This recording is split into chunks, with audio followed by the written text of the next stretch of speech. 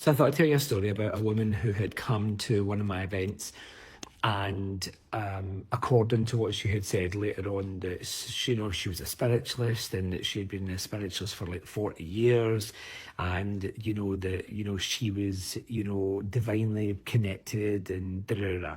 So anyway, the reason that she was a problem was I got fluff in my head. The reason that she was a problem was because she took exception to a jacket that I had worn. Now, I bought this kind of black jacket with some sequins on it, just for wearing when I'm working, and being a little bit more kind of pizzazz, I suppose.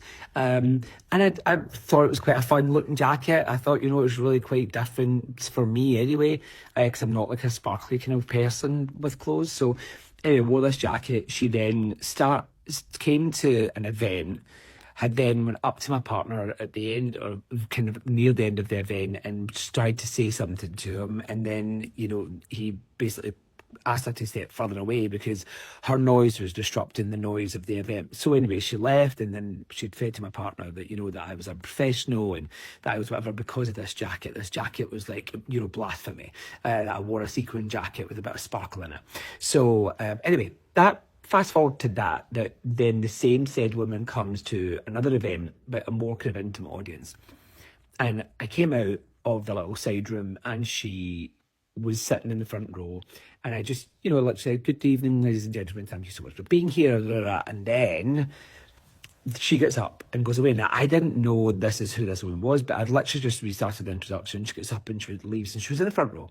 So she started to raise her voice in the next room, which my partner politely pulled her outside the room and basically said, "Excuse me, you're being completely disrespectful and rude," and da-da-da. So it was all again about this jacket. So I then got an email. And then she started to comment on posts, but posts from like 7 years ago. So it showed me that she was trolling through posts of mine and angry facing posts, and then leaving comments. And a lot of it was targeted towards my lack of professionalism by the way that I was dressed. Now, I had a pair of dark black jeans on, and this black t-shirt and this black jacket. That's what I was wearing, and with a little sparkle, remember, let's figure that out. And so it was really, really odd because she then had taken to this whole exception.